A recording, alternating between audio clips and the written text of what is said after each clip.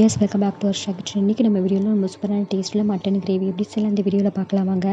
இது வந்து சப்பாத்தி சாதத்துக்கு தோசைக்கெலாம் ரொம்ப டேஸ்ட்டாக இருக்கும். இதுக்கு 1/2 கிலோ மட்டன் வந்து நான் எடுத்திருக்கேன். இதை நல்லா வாஷ் பண்ணி எடுத்துக்கலாம். வாஷ் பண்ணிவிட்டு ஒரு பிளேட்டில் மாற்றி எடுத்துக்கலாம். ஒரு குக்கரில் வந்து 4 ஸ்பூன் நல்லெண்ணெய் சேர்த்துக்கலாம்.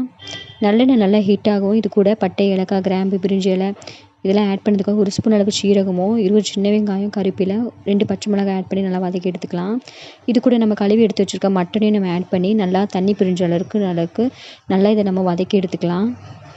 இப்போ இந்த மாதிரி தண்ணி பிரிஞ்சு வர ஸ்டேஜில் 1 ஸ்பூன் அளவு இஞ்சி பூண்டு பேஸ்ட் நம்ம ஆட் பண்ணிவிட்டு இதையும் நல்லா நம்ம வதக்கி எடுத்துக்கலாம்.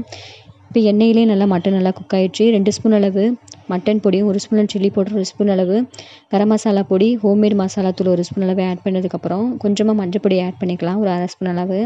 இது கூட கொஞ்சமாக தண்ணி சேர்த்துட்டு நல்லா நம்ம இது கொதி வரைக்க விட்டுக்கலாம். ஒரு மூடி போட்டு இதை வந்து நம்ம லைட்டாக குக் பண்ணிக்கலாம். தேவையான அளவு குழம்புக்கு உப்பு சேர்த்துட்டு குக் பண்ணி எடுத்துக்கலாம்.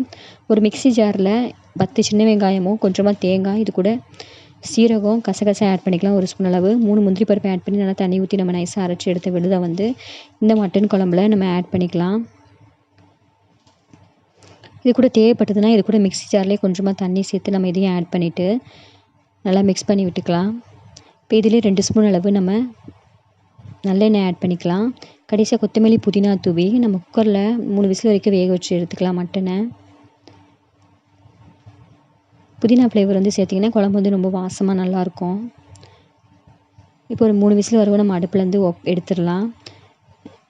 இப்போ நம்ம அடுப்பை சிம்மில் வச்சுட்டு நம்ம ஆன் பண்ணி விட்டுக்கிட்டு நம்ம எடுத்து வச்சுருக்க கடைசியாக கொழுப்பை வந்து நம்ம இதில் ஆட் பண்ணிக்கலாம். கொழுப்பு வந்து கடைசியாக ஆட் பண்ணதுக்கப்புறம் இந்த மாதிரி லைட்டாக கிளறி விட்டுட்டு அடுப்பை ஆஃப் பண்ணிடலாம். கொத்தமல்லி, புதினா தூவி நம்ம அடுப்புலேருந்து இறக்கிடலாம். இந்த குழம்பை சூப்பரான டேஸ்ட்டில் மட்டன் கிரேவி வந்து ரெடி ஆகிடுச்சு. சாதத்துக்கு சப்பாத்திக்கெலாம் ரொம்ப டேஸ்ட்டாக இருக்கும். கண்டிப்பாக இந்த மெத்தடில் வந்து மட்டன் கிரேவி ட்ரை பண்ணி பாருங்கள்.